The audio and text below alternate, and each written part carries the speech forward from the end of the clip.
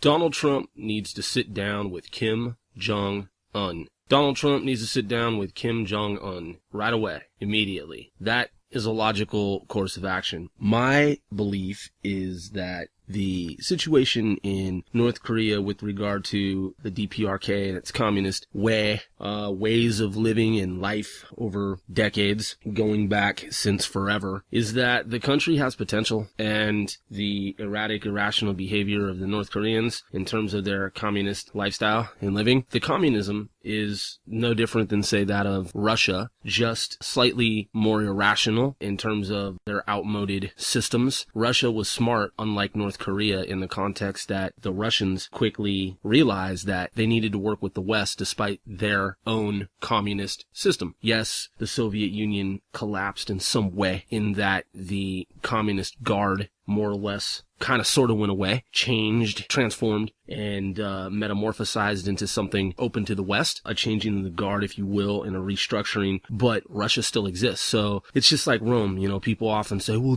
Rome fell. Well, Rome still exists. It's still a fucking city. So it didn't really fall. It changed and it transformed, but it's still there. And yeah, on one hand, it kind of sort of fell, but it kind of sort of didn't at the same time. So it's more philosophical than anything. People can shape intelligence, they can tell you this, they can tell you that, and it's not necessarily true, or it could be partially true. And so the same is true of North Korea. North Korea has a story that it tells its own audience, its own domestic audience, its own citizens, and then there is the story outside North Korea. North Korea has certain weapons and military strengths. So the point is that Donald Trump, in my view, ought to sit down with Kim Jong-un immediately. It shouldn't be some long drawn out thing that takes forever and a day. If I were Donald Trump, that would have been one of the very first things that I would have done within, say, the first week. Now, the problem with that is you have these military strategists and tacticians and folks who have this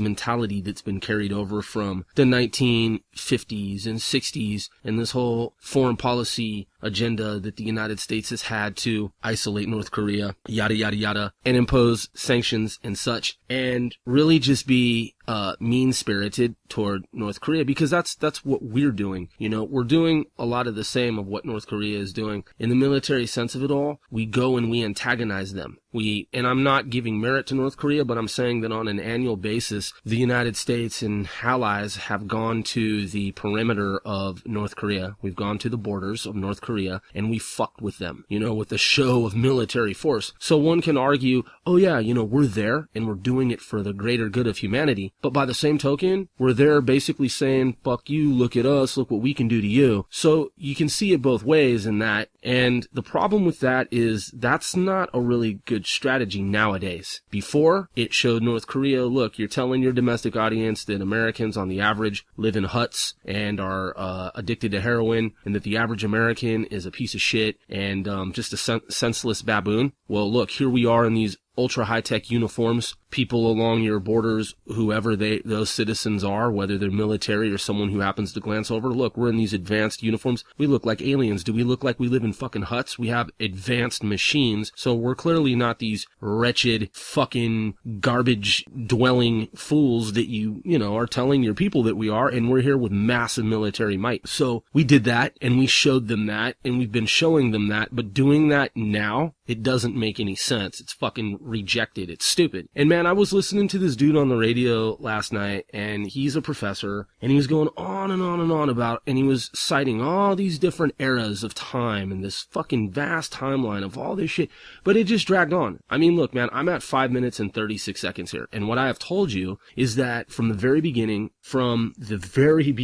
of this presentation, in terms of my view of the United States in relation to North Korea and vice versa, I told you from the very beginning that Donald Trump ought to sit down with Kim Jong-un. There's no fucking question, man. I don't care who someone is in terms of their background with regard to mathematics, game theory, John von Neumann. You can use supercomputers at the National Security Agency. You can be a top analyst in the intelligence community, CIA, DIA, DARPA, the British government, Canadian government, Russian government, Chinese government, all the different countries that comprise the continent of Africa and their respective governments. You can be from North America, South America, Australia, you can be from Europe, Asia, any of the continents, India, Pakistan, and you can say, well, I think that we need to impose tougher sanctions, and I think that we need to do this to North Korea in terms of military might and all this shit. Come on, man. They didn't go for it for 60 years. They weren't going for that. It didn't do anything really other than just antagonize them and lead them to build up their military muscle and basically tell the United States to fuck off. So do you really think that doing that again, over and over again, is any kind of real strategy? I don't fucking think so, man. I don't think it's effective, and I think it's fucking rejected. Clearly fucking stupid. And that's the problem, man, is that you have these dudes at the Pentagon and these people who have this mentality that's outmoded and it's obsolete, and their whole policy has been to basically just fuck with North Korea with PSYOP and PSYWAR, and all that shit's cool, but at some point, man, it needed to end a long time ago. We could have easily gone to North Korea. We could have easily had Kim Jong-un come to the United States and chill at the White House, man. That's not fucking hard to do. And, but then you have these people that are like, no, we shouldn't do that, because the thing is that of all the countries in the world, the only reason that we're giving them all these different kinds of concessions and things like this in terms of whatever it is that we give them when they behave, accordingly, is because they're a terrorist state, or they had been a terrorist state, and we don't give in to terrorists. Well, I don't really view it that way, man.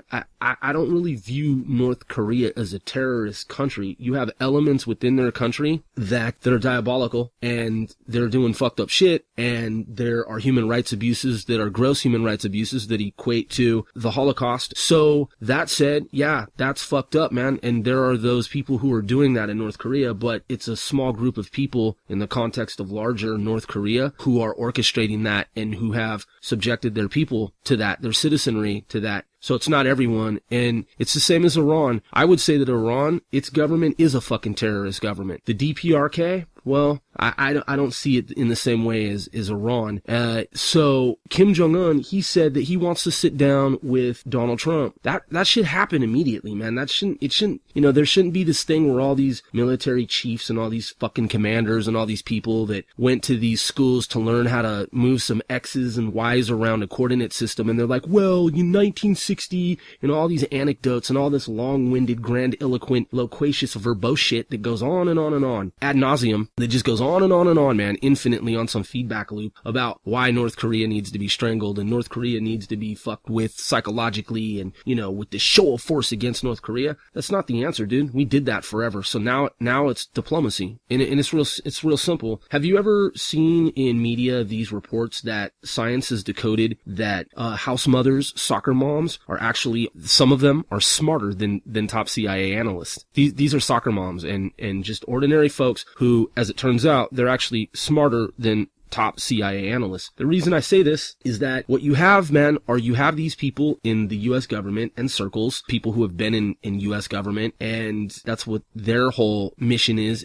to basically just talk elliptically around this issue of North Korea and hold to and stick to this notion that North Korea needs to be fucked with over and over again. And that's been their story, man, for decades. That's been their story for like 60 fucking years, that's some kind of effective method of trying to control North Korea. And again, it's ineffective. It doesn't work. It just pisses North Korea off more and more. And it just causes North Korea to build up its military, its technological capabilities in terms of what it can do to its neighbors. So it doesn't matter, dude, if you're a top mathematician at Oxford or Cambridge or NSA or DIA or any think tank or any kind of group where you're a top mathematician and scientist and your story is that is the effective, that's the most effective, most ideal. Dude, you could be at the top, you could be one of the top chiefs at the Pentagon, and you could tell me that shit until your face turns fucking blue. It doesn't make any sense. It's fucking fallacious. It's apocryphal. It's a ruse and it's artifice. That's all it is, man. It's someone telling this story over and over again that's fake. It's a fake fucking story that's what we need to be doing, that should be our course of action. And it doesn't make any kind of mathematical sense whatsoever to be doing what we're doing. We're spending all this money every fucking year to send these troops over to South Korea. Now, granted, yes, we already have troops there, but we send people there, man. We send supplies, we send resources, we spend all this motherfucking goddamn money to send all this shit over there. For what, man? To go and fuck with these North Koreans? And I mean, it obviously our technology is superior to that of their technology. All you have to do, man, is sit down with Kim Jong-un and just have a conversation with him. But again, you have these windbags, these motherfuckers that want to get on these radio shows and, oh, I'm a professor of this university and I wrote this book on North Korea, and let me tell you, in 1950 some bullshit, dude. You sound like a geezer, man. A fucking windbag.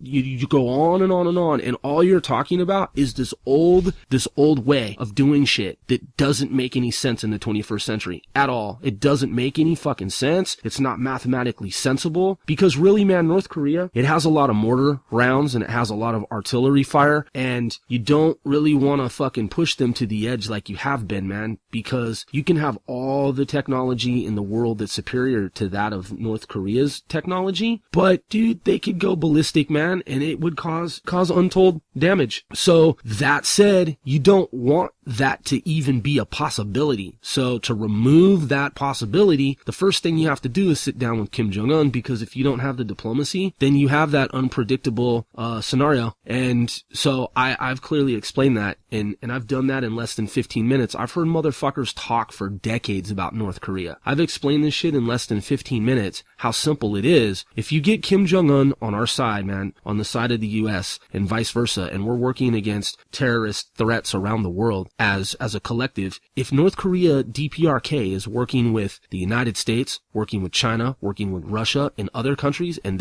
North Korea becomes an ally with the United States, then the next move is for everyone to come together globally and work on issues related to changing climate and space exploration and blowing up asteroids and shit. Because North Korea has said, there's this, on one hand, this story, this narrative that North Korea broadcasts that fuck the United States and all this shit. But then on the other hand, there's some sensibility to it all. On the other hand, in that they say things like they have advanced aerospace scientists working on issues of a technological nature. If they were to not be working on